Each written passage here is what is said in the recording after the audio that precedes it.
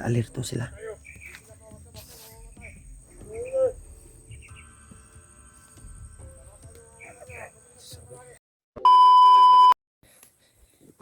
Yan.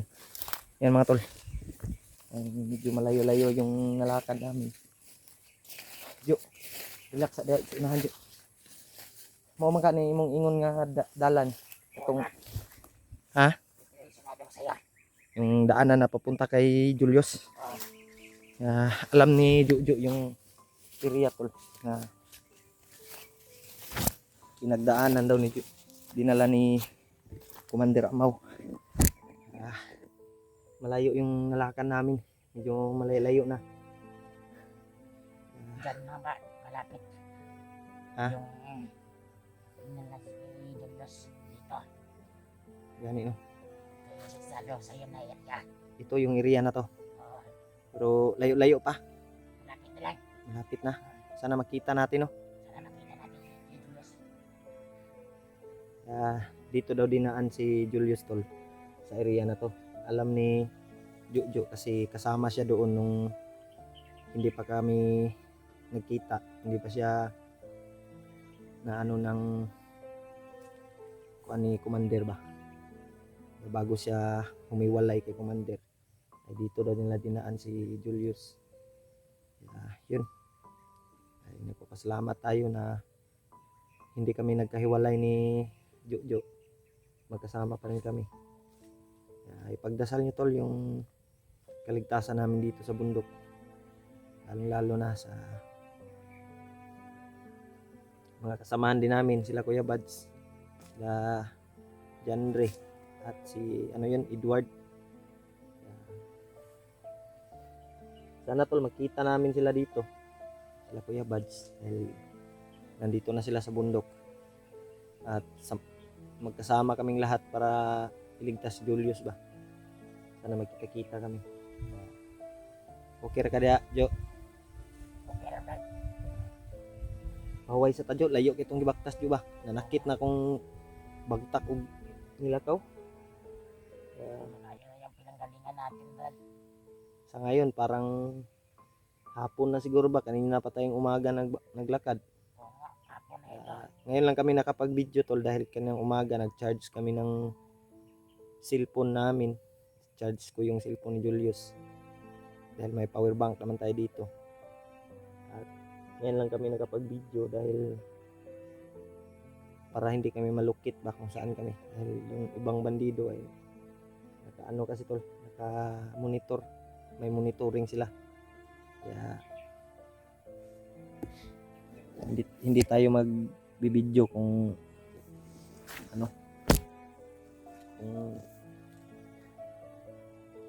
lubat ang cellphone kay gina-charge biya na to. Okay rag nagdadala tagkuan. Daghan nga cellphone. May butang po dito, Brad. Ha? May butang po dito. Sa akin din, kakaiba din. Parang nakadaan na kami dito ba? Oh, may mga busis ng aso. Narinig natin. Alam mo yun?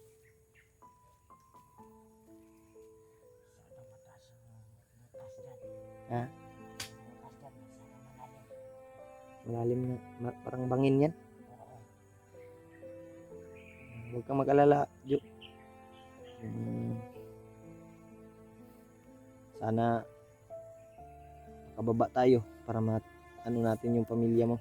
Sana nga, Brad, matapos na itong problema na ito. Huwag kang mag-alala dahil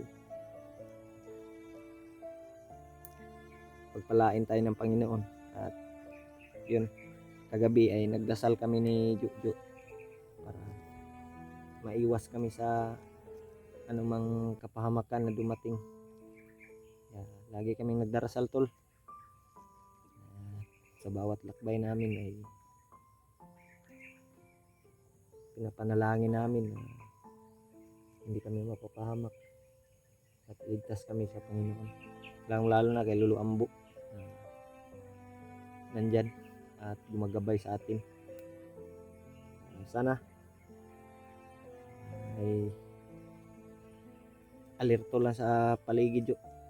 Hindi tayo basta-basta Saan yung baril mo na inagaw mo sa bandido? Dito. Yung 45. Oh. Tago mo lang yan dahil gamit yan. Ano, magagamit mo yan pag may Hanap pa naman tatlo. huwag mo yung ano, may magasin pa yan. Binigay ko sa iyo kaninang 2 magasin. Kaya huwag kang masyadong ano, ampingin na yung pusil para huwag na may kalaban, mapikit ta, makasupol ta. Grabe, wala tayong tulog-tulog, Brad. Ha? Wala tayong tulog-tulog. Wala kita tulog-tulog no, sa mo na to ani nga. Nagayon man tani. Okay ka. Problema mo pud siya sa iyang mag-ina. Yung butas niya tol ay tinapon niya dahil buslot na yun at nakaagaw siya ng ano yan, sinilas. Sa bandito. Dito nag-agaw siya ng sinilas dahil yung butas ay pumapasok na yung tubig. Ako mag-agaw sana ako pero mababaho kasi yung mga butas nila, baho kay tiil. Di na lang bugoy ka, baho matakdan pa lang akong tiil. Delikado ta. Kaya mantinir lang tag sinilas ani tol. Iwas-iwas lang tayo sa mga hayop ba, mga bitin. Mga ano gani, para di ta mapaakan o betay boots. Yung boots ko nga, yung boots ko dahil kinuha yun ng mga bandido din. Hindi ko alam mga kasamahan din mo ba yun o sana makita ko din para may ano tayo, pambili ng boots. May ano tayo ba? Alam mo natin dito palaban natin. Masyadong Wala tayong pambili ng sapatos kaya baka sakali ako na makita ko yung boots ko. Kung may bandido na nakasuot ng boots, yung color brown ay walang iba. Akin yun. Oo nga. Kunin natin. Kunin natin. At kung makakita ka man din ng ibang boots ay kunin mo. Para pwede naman yung malabhan. Yan yung susuotin mo. Kaya sabi ng mga sulid nating taga-subaybay dyan ay pwede ka daw maging isang hunter. Kagaya sa amin ba? Dahil mabilis daw yung kilos mo. Dahil nakikita nila yung ano mo ba? Yung potential mo ba sa pakikipaglaban. Sa kanilang bagay, Brad. Hindi talaga ako nainig sa kanya. Pero kung gugustuhin mo ay kung may tutulong sa iyo na gustuhin na maging hunter, papayag ka ba? Kung merong tumulong, papayag ako. Yan tol. Pero sa ngayon, sabi niya, kinumbinsi ko to kagabi. Yun yung aking pamilya. Iniisip niya yung kanyang pamilya daw. Sabi ng mga sulid nating taga-subaybay na si Jojo daw ay may potential daw to na magiging hunter dahil mabilis kumilos at magaling din sa pakikipaglaban. Pero ang sabi niya, pag-isipan muna daw niya dahil inuuna daw niya yung kanyang pamilya tol. Mahirap daw kung malayo sa pamilya. Kagabi ko to pinagsabihan at sinabi niya sa akin na mag-isip-isip na muna daw siya. Pag-isipan mo lang Jo, para kung magliwanagan ka ay tsaka mo na lang ako pagsabihan. Ano kung ingantar tayo, wala tayong pambili ng cellphone. Ha? Wala tayong pambili ng cellphone. Kung Maging hinter man tayo. oo nga, yan yung sinasabi ko eh.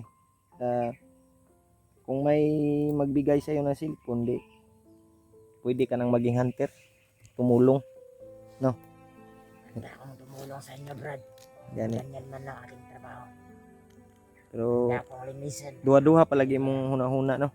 Oo nga, Brad. Duha-duha pa Pero sa ngayon, hindi yung pa. kanyang isipan ay parang nalilito pa siya tol dahil niisip niya yung kanyang asawa, anak. baka anong mangyari daw ba.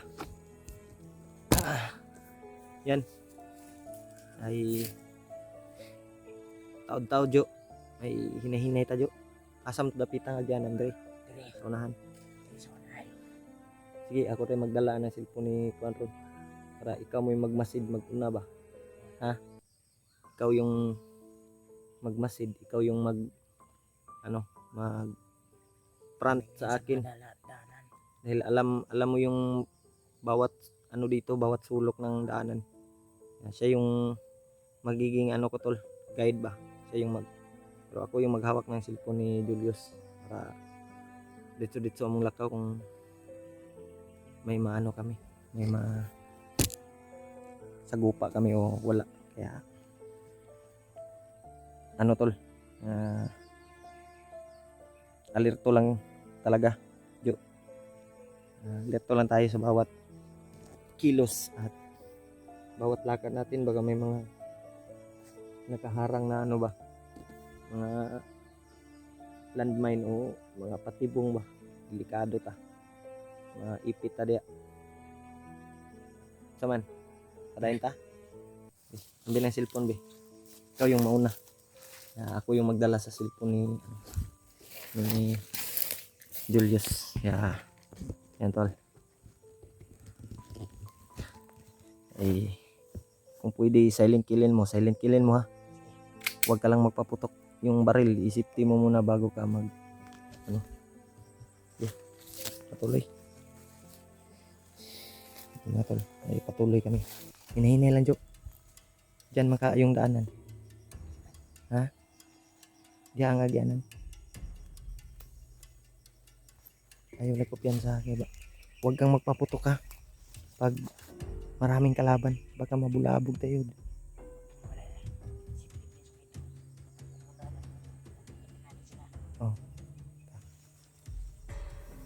Safety first lang daan. Kaya sa akin yung baril ko naka din to. Yung bahala na maghawak ng cellphone para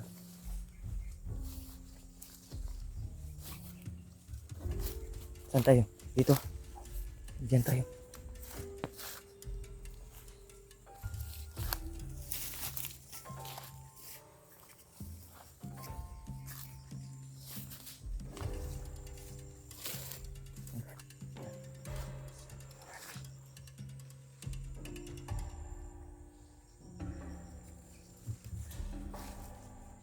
Silipa sa unahan para mo kung nadunggan nga istorya. Silipa sa unahan ba? Awa lagi, may bandido. Apa. May bandido.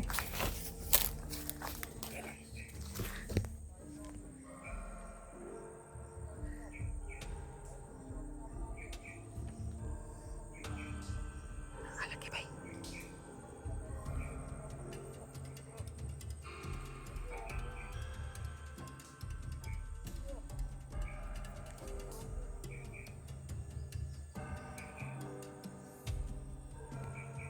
Ka-alerto sila.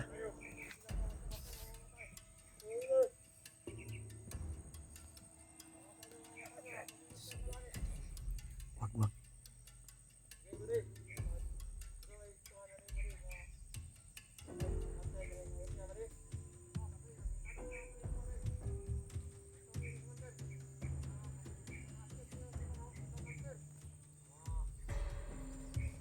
Namonitor lagi ta.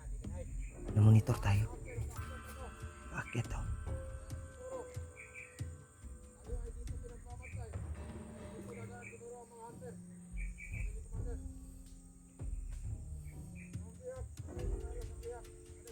Lihat to.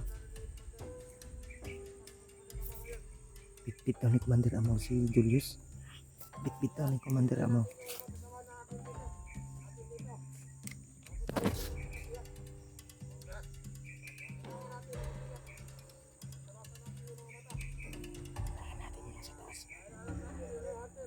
Mamaya na.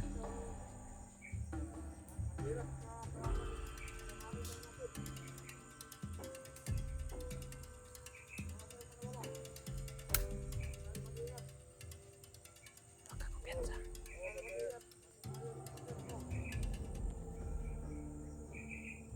na baril. Oh. Delikado tayo nito. Matataas yung mga baril nila. Tingnan mo. Medyo matataas na baril. Gapangin natin to. Ha?